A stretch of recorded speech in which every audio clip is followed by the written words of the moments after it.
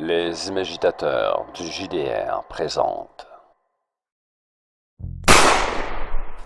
La balle est entrée dans son œil et a fait éclater un côté de la tête. Or, la chose qui se tenait devant moi, plutôt que de s'écrouler, a semblé s'enrager.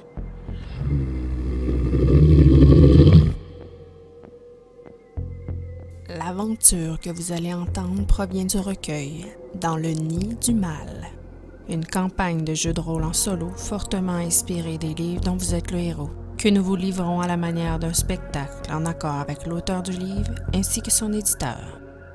Le chemin que nous emprunterons ici est donc l'un des nombreux qui sont proposés dans le matériel de base. Vivez avec nous cette histoire écrite dans la plus pure tradition de l'horreur à la Howard Phillips Lovecraft, dans le contexte du quotidien de la Seconde Guerre mondiale. Il est à noter que le contenu est adapté pour un public mature et ne reflète en rien les opinions ou idéaux des imagitateurs. Bonne écoute. Alfred Freiberg referma la porte derrière cet étrange duo d'enquêteurs. Si le lieutenant Beck l'avait laissé indifférent, l'ogre qui l'accompagnait, lui, avait paru complètement antipathique et insolent. Il prit donc le temps de ranger les papiers qu'il avait dû sortir pour extirper de l'armoire les copies des registres, question de laisser cet huluberlu s'éloigner afin de ne pas le recroiser. Toutefois, il était maintenant tard. Sa femme et sa fille l'attendaient à la maison et il était impatient de les retrouver. Quand il eut fini de ranger tout cela, comme il allait sortir de son bureau, on frappa de nouveau à la porte. « Qu'y a-t-il? Je n'ai pas le temps. Je suis déjà en retard. » La porte s'entr'ouvrit.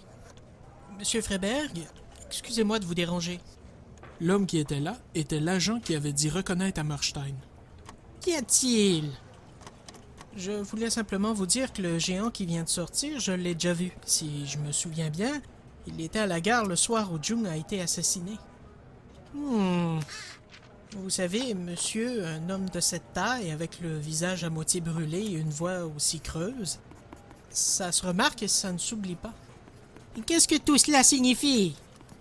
Je ne sais pas très bien, monsieur, mais j'ai éprouvé une étrange impression lorsque je l'ai vu. Je ne pourrais le garantir, mais il me semble que ce colosse a quelque chose à voir avec cette série de meurtres. Freiberg, en entendant ces propos, se rappela la grotesque assurance du capitaine à propos du nombre d'individus impliqués dans cette affaire. Hammerstein avait affirmé être convaincu, pour diverses raisons, qu'il n'y avait qu'un seul coupable. Un homme au physique aussi exceptionnel serait-il en mesure d'abattre et de cacher, en quelques secondes à peine, les meilleurs agents de Leipzig? Vous n'avez peut-être pas tort, Klosner. D'ailleurs, le capitaine parlait de ses crimes d'une manière très personnelle, comme s'il était le seul à connaître certaines informations. Et que voulez-vous que nous fassions, monsieur? Freiberg prit quelques secondes avant de répondre. Il sentait que Klosner avait raison, qu'il valait mieux garder un œil sur le capitaine Hammerstein. Allez me chercher le sergent. Tout de suite, monsieur. Tandis que Klosner disparaissait, Freiberg regarda sa montre, soupira, puis se tourna vers la fenêtre. Décidément, tout semblait conspirer pour que cette journée ne finisse pas. Or, elle avait déjà été longue, cette journée. Il avait dû se rendre à Dresde, où, avec le gouverneur Muchman, ils avaient planifié la fermeture des écoles juives ainsi que celle de quelques Judenhauser, en plus de mettre sur la table les différents problèmes de logistique en ce qui a trait aux problèmes juifs à Leipzig. Freiberg était revenu plus exaspéré de cette rencontre car les solutions mises à l'avant lui paraissaient inutilement compliquées et inefficaces. « Lord Mayor? » Ackerman, voici l'adresse de la résidence qui a été assignée aux 2 enquêteurs que vous m'avez amenés tout à l'heure. Jusqu'à nouvel ordre, je veux que vous ayez ces 2 types à l'œil. Et surtout, tâchez de vous faire discret. Le capitaine Hammerstein ne m'inspire pas confiance et je ne sais pas comment il réagira s'il se rend compte que vous le suivez. Ça pourrait peut-être vous coûter cher. Oui, monsieur. Ne vous approchez pas. Assurez-vous simplement de savoir où ils sont. Ne les perdez pas de vue. Je veux être informé de leur moindre déplacement dès demain matin. Oui, monsieur. Prenez Klosner avec vous. Et tenez-moi au courant des développements. À vos ordres, brigade Führer. Ackerman salua Freiberg et sortit. Ce dernier rangea le porte-document dans lequel il avait pris l'adresse de la résidence et s'empressa de quitter son bureau. Après des journées comme celle-ci, il lui tardait de retrouver la quiétude de la maison et l'impeccable sourire de sa fille. Allons maintenant retrouver Beck.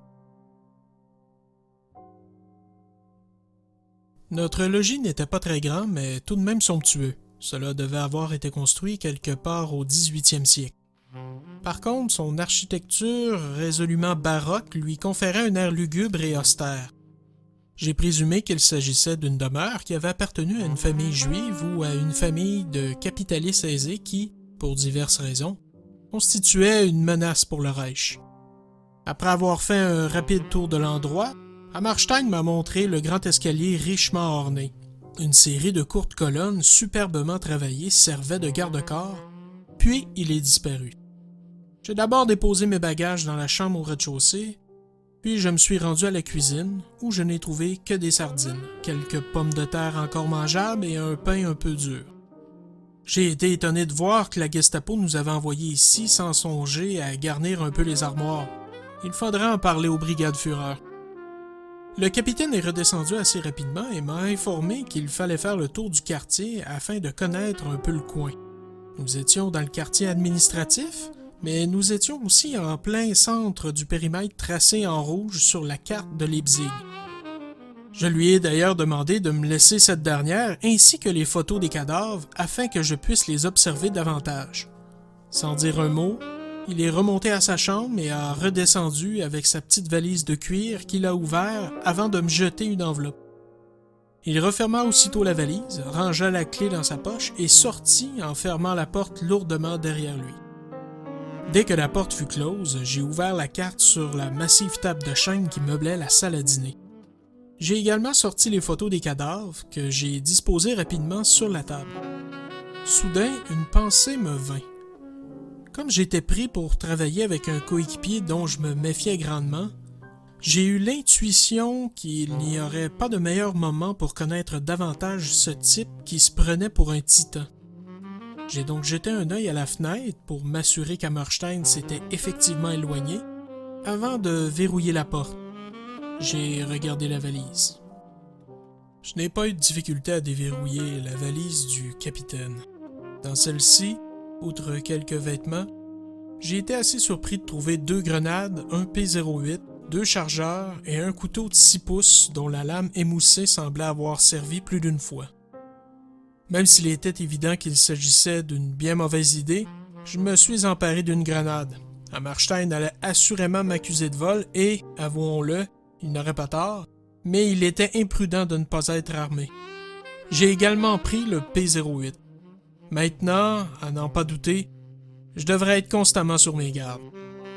En fouillant davantage, j'ai également trouvé, caché dans une chemise, un petit carnet dans lequel je fus assez étonné de lire des informations à mon sujet. En effet, il semble que mon coéquipier a voulu en savoir plus sur moi avant que nous nous mettions en route. Il y avait là-dedans des informations personnelles, mon nom, mon adresse, mon âge, ainsi que le prénom de mon épouse et celui de mes enfants, des notes sur mes études, etc., mais aussi militaires, notamment sur ma participation à l'Anschluss et à la conquête de la Pologne. Et à la toute fin, une phrase qui expliquait en partie l'attitude du capitaine, mais dont je ne pouvais deviner la provenance. Lâche, sournois, attention. Or, du moins de mon point de vue, rien des notes précédentes ne lui permettait d'en venir à ce constat. J'en ai donc conclu 2 choses. Soit on lui avait dit de se méfier de moi, mais alors qui lui aurait donné cet avertissement? Soit Hammerstein était un foutu paranoïaque dont je devrais moi-même me méfier. J'ai rangé tout cela lentement afin que le capitaine ne se doute pas de mon investigation. Tout semblait en ordre et j'ai remis la valise au pied du canapé, exactement comme elle était lorsque je l'ai prise, puis je me suis dirigé vers la table sur laquelle j'avais déposé la carte et les photos. J'avais à peine eu le temps de remarquer 15 petites étoiles rouges numérotées sur la carte, numéros qui coïncidaient avec ceux inscrits au verso des photos. Cela devait indiquer l'endroit où les cadavres avaient été trouvés, lorsque Hammerstein est revenu. Sa tournée avait été moins longue que je ne l'avais prévu et j'étais soulagé de savoir que la valise était bien refermée et là où il l'avait laissée. Sans dire un mot, le capitaine s'est dirigé vers l'escalier afin de regagner sa chambre à coucher. J'en ai donc profité pour regarder davantage les photos. En les observant de plus près, j'ai constaté que certains cadavres étaient complètement défigurés, alors que d'autres semblaient intacts. Par contre, ceux dont le visage n'était pas abîmé avaient un large trou derrière la tête. Aussi, 5 victimes portaient l'uniforme de la Gestapo. En regardant de plus près les visages, j'observais à quel point ces meurtres avaient été violents.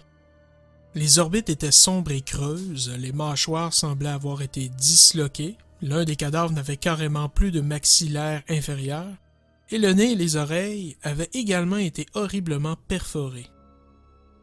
Je ne sais pas à quelle vitesse on pouvait leur avoir fait cela, mais les victimes devaient avoir grandement souffert.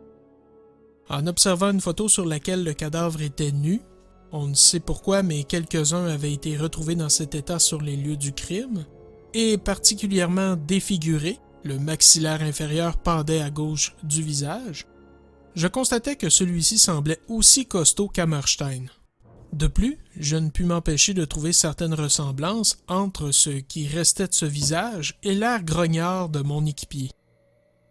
Les cheveux, qu'on devinait très pâles sous leur teint grisâtre, devaient avoir été aussi clairs que les siens. Au verso, contrairement à la plupart des autres photos, il n'y avait pas de nom, seulement une date, le 26 avril 1941, ainsi que quelques précisions. Identité inconnue, cheveux pâles, attaqué par devant, 2 mètres 11, 280 livres, retrouvé près de la voie ferrée. Décédé le 24 ou le 25 avril. Tout cela me semblait très étrange. En regardant de très près, j'eus même l'impression que la joue droite de cette victime était brûlée, mais cela était difficile, voire impossible à confirmer vu l'état du visage. Au bout d'un instant, je me suis ressaisi et j'ai décidé de regarder cela froidement. Même si Hammerstein était fort désagréable, ce n'était pas une raison pour le voir dans ma soupe. J'en conclus donc que ces coïncidences n'étaient que le fruit du hasard et me mis à rire de moi-même.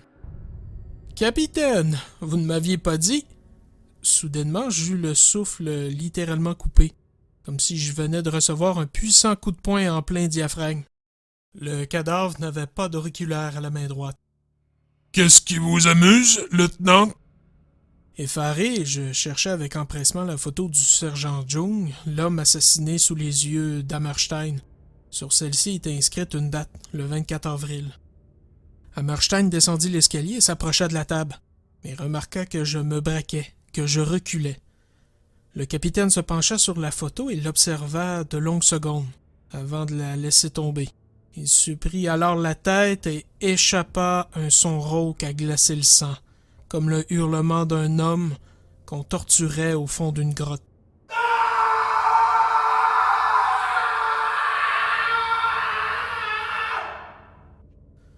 Pour dire vrai, je ne savais aucunement ce que je devais faire face à cette sidérante et terrifiante situation. Lentement, afin de ne pas trop attirer son attention, et ce, même si Hammerstein ne semblait pas être en état de m'attaquer, je m'approchai de la porte. Visiblement, c'était de douleur qu'il se tordait en se tenant la tête et la nuque, et sa voix ressemblait de moins en moins à celle d'un homme. Ça devenait clairement le grondement de douleur d'un animal. J'étais agité, je ne savais quoi faire et l'horreur ne faisait que commencer. Sur sa nuque, j'eus d'abord la ridicule impression de voir le mouvement d'une petite couleuvre, mais cette impression se transforma radicalement en certitude. Et voyant cet amas de couleuvres qui était apparu et qui rampait sur sa nuque, je compris qu'elle sortait de la cicatrice d'Hammerstein, qui se tourna vers moi. Ses yeux n'avaient plus de pupilles. Ils étaient complètement noirs.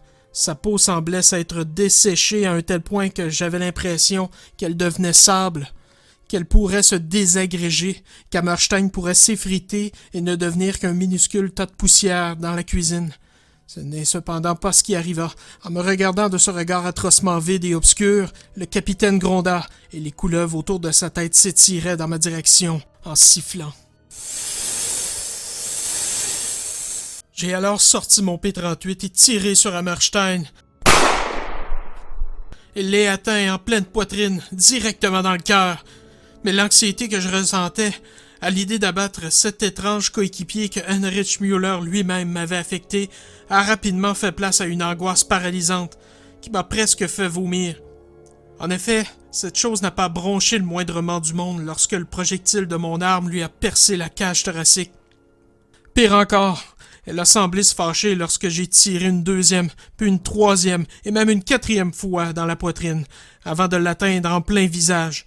Ce que j'ai vu à ce moment est indescriptible. La balle est entrée dans son œil et a fait éclater un côté de la tête. Or, la chose qui se tenait devant moi, plutôt que de s'écrouler, a semblé s'enrager, puis, à ma grande stupéfaction, ça s'est mis à parler d'une voix rauque, grave, terrifiante comme le grondement d'un volcan. Avec 5 balles dans le corps, ça s'est mis à hurler. Maudits humains! Maudits parasites! Il est impossible de vivre en paix avec vous.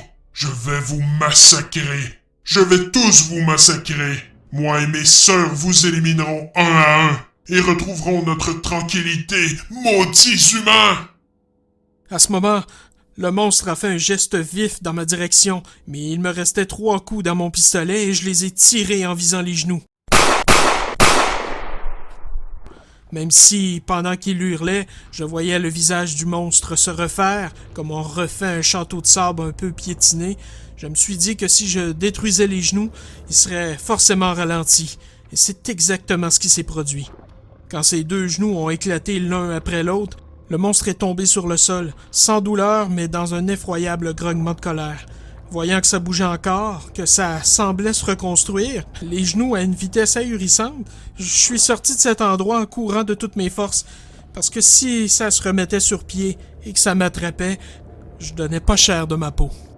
En sortant, je me suis tout de suite dirigé vers la voiture, mais 2 hommes sont sortis de nulle part et se sont mis à crier après moi. J'ai d'abord fait mine de ne pas les entendre, j'avais suffisamment de problèmes comme ça, mais lorsque j'ai vu que les 2 types étaient des agents de la Gestapo et que l'un d'eux avait la main sur son arme, je me suis figé. « Halt! Sergent Ackerman, je vais vous demander de me suivre. Écoutez-moi, je vais tout vous expliquer, mais faut pas traîner ici. » Comme je disais cela, l'immense forme d'Hammerstein, auréolée de ses serpents, apparut dans l'embrasure de la porte. Les 2 agents se sont retournés et le second a dit au sergent « Regarde, c'est lui que... » « Mais qu'est-ce qu'il a sur la tête? » Les 2 agents ont sorti leurs armes et l'ont pointé vers cette chose qui s'est mise à avancer vers nous avec l'assurance d'un Panzer. « Halt! Ne bougez plus! » Mais cet ordre résonnait dans une nuit vide où personne ne semblait entendre quoi que ce soit. J'ai alors crié que les projectiles ne lui faisaient rien, mais les 2 types n'ont rien compris. Voyant qu'Hammerstein continuait d'avancer vers nous, le plus vieux des agents, il devait avoir mon âge, s'est reculé vers la voiture en continuant de crier, mais le second, qui semblait extrêmement nerveux, a ouvert le feu. Il a tiré un premier coup et atteint Hammerstein à la poitrine, comme je l'avais fait 2 minutes plus tôt. Et voyant que cela ne faisait rien, il a littéralement vidé son chargeur. L'agent qui s'était reculé près de la voiture lui hurla de cesser de tirer, et moi j'hurlais qu'il fallait décamper lorsque la bête est arrivée à la hauteur du type. Ce que j'ai vu alors ne s'oublie pas. Les serpents que cette chose avait autour de la tête se sont dressés et ont fracassé le visage. Le bruit sec des os brisés a résonné sous nos cris. Le jeune homme n'a pas eu une seconde pour hurler sa douleur. Il a dû mourir sur le coup. Ces serpents, un peu comme des tentacules, ont défoncé tous les orifices du visage, les yeux, le nez, la bouche et les oreilles, et il semblait s'abreuver de ce qu'il y avait là-dedans. Pendant que cette chose se nourrissait, parce que ça ressemblait vraiment à cela, je voyais l'autre qui tenait son arme pointée vers elle, et je craignais que, dans l'énervement, il ait la mauvaise idée de faire feu. Je me suis donc approché de lui lentement et lui ai demandé « Qu'est-ce qu'on fait maintenant, sergent? Vous semblez mieux connaître cette chose que moi. Dites-moi ce qu'il faut faire. » « Alors montez dans la voiture! » J'ai ouvert la portière et fait un geste pour embarquer, mais celle-ci s'est refermée brusquement sur moi. La chose venait de lancer le corps de Klossner, le sergent avait crié son nom, sur nous et, avec une vitesse foudroyante, voire incompréhensible, il nous a accrochés, le sergent et moi, et nous a jetés en pleine rue comme si nous n'avions été que de vulgaires rats. J'ai alors levé les yeux pour regarder autour s'il n'y avait pas quelqu'un pour nous venir en aide, Mais tous les rideaux étaient fermés, bien sûr, et je ne voyais pas l'ombre d'une patrouille.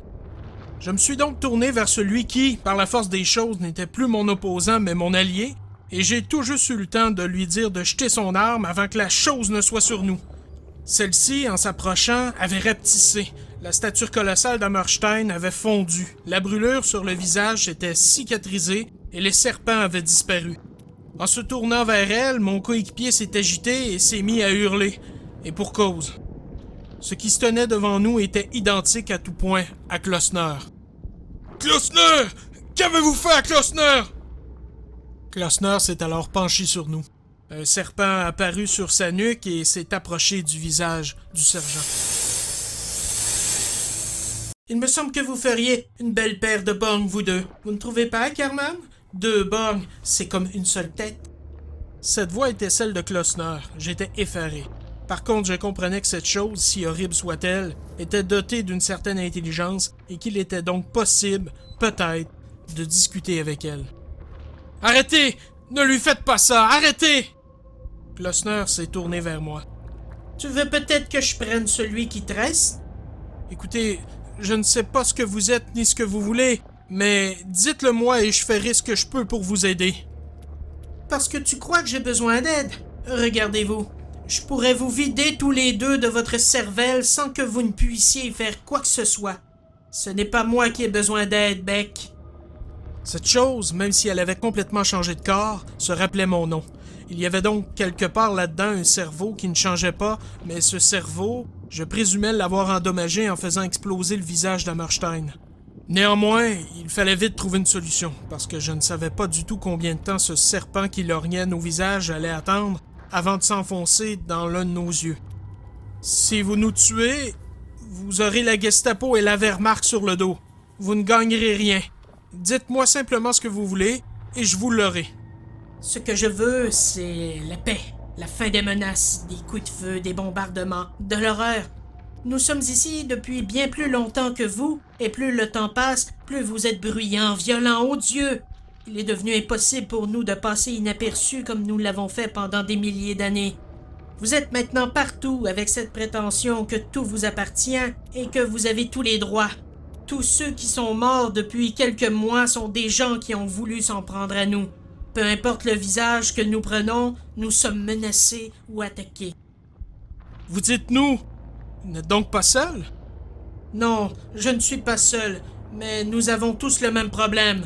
Vous. Ackerman demanda alors. Mais comment voulez-vous que nous mettions fin à la guerre? Ce n'est pas mon problème, Ackerman. Mais si tu t'en sens capable, je peux régler cela tout de suite. Ce faisant, 2 puis 3 autres serpents rejoignirent celui qui rampait déjà au-dessus du visage d'Ackerman. Attendez, ne lui faites rien! Je vous promets de faire tout ce que je peux pour que vous puissiez retrouver votre quiétude. Mais j'aurai besoin d'un témoin. Sinon, on me croira fou et on m'éliminera. Écoute-moi bien, Beck. Je vais vous laisser aller. C'est ma manière de te remercier de m'avoir libéré de ce Hammerstein.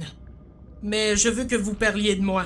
Dites à vos supérieurs que vos cadavres gris se multiplieront à une vitesse que vous ne pouvez imaginer s'il demeure impossible de nous soustraire à votre monstruosité. Je vous promets de faire tout ce que je peux. J'y compte bien, parce que ça pourrait te coûter cher. Attends un peu. Ça devait ressembler à cela. La chose s'est alors redressée. Les cheveux de Klosner ont poussé, sa physionomie s'est adoucie, son corps a encore rapetissé, et tout cela se faisait comme on fait un château de sable. La peau s'égrenait et prenait une nouvelle place sur le corps, et je me suis tordu de terreur lorsque j'ai vu ce qui se tenait devant moi. Voilà. De mémoire, Elisabeth ressemble à ça, n'est-ce pas, Beck? J'étais sans mots. Hammerstein, puis Klosner, et maintenant ma propre femme. Mais les 2 autres étaient morts. Pas ma femme. À moins que... Je ne l'ai pas bu, mais je le pourrais si tu me laisses tomber.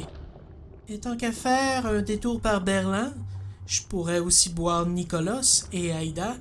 Je ne me souviens pas avoir bu un enfant. Non, non!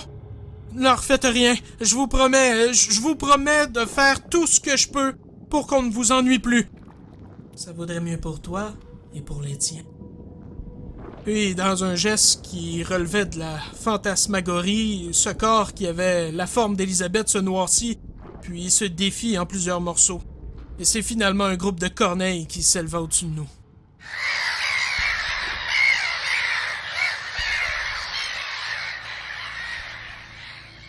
J'espère que cette aventure vous aura plu. Je ne vais pas au bout de la conclusion qui est présentée dans le livre et qui nous donne un avant-goût de l'acte 2, le livre qui sort tout juste, pour vous garder des éléments de surprise. La suite de la vidéo, pour ceux que ça intéresse, va concerner le système et les règles spéciales qui l'entourent. Tout d'abord, on a ici un système qui se joue avec 3 des 10. Le créateur a jugé qu'obtenir un résultat de 1 ou de 100 sur un dessin, qui sont considérés comme des extrêmes, n'est pas plus un exploit que d'obtenir 48 ou n'importe quel autre chiffre sur un dessin. En utilisant 3 des 10, on normalise les probabilités d'avoir un résultat moyen et les chances d'obtenir un extrême, c'est-à-dire 3 ou 30, deviennent alors beaucoup plus rares. Dans le livre, lorsqu'on nous demande d'effectuer un jet, celui-ci prend en compte 3 facteurs, plus nos 3 des 10. Ces facteurs sont liés à la circonstance. Est-ce qu'on est en bonne ou en mauvaise position? Ensuite, il y a 1 ou 2 caractéristiques et compétences liées qui vont venir s'ajouter à ce jet-là. Le but ici est d'obtenir un 20 ou plus au total pour réussir l'action. La feuille de personnage, elle, permet une réelle customisation. Avec 8 caractéristiques, 9 compétences, on peut faire un personnage vraiment à notre goût. Tout au long de l'exploration, on gagne des points d'expérience qui vont nous permettre d'évoluer. Aussi, il faut garder un œil sur notre intégrité physique et mentale pour éviter la mort ou la folie. Enfin, il y a un aspect intéressant, il y a l'adrénaline. Des points que, à tout moment, avant un jet, on peut dépenser pour gagner un plus 5 sur son jet et augmenter nos chances de réussite. Un système simple, mais permettant à la fois une grande liberté de création et très bien adapté pour ce genre de campagne qui se fait en solo. Si les jets ne sont pas votre truc, vous cherchez juste une bonne histoire, on peut parfaitement aussi parcourir le livre sans faire de jet. L'auteur nous l'explique au début, il a prévu son livre également de cette façon. J'espère que cette vidéo vous aura plu. C'était NJ des Imagitateurs et on se retrouve pour une nouvelle découverte JDR.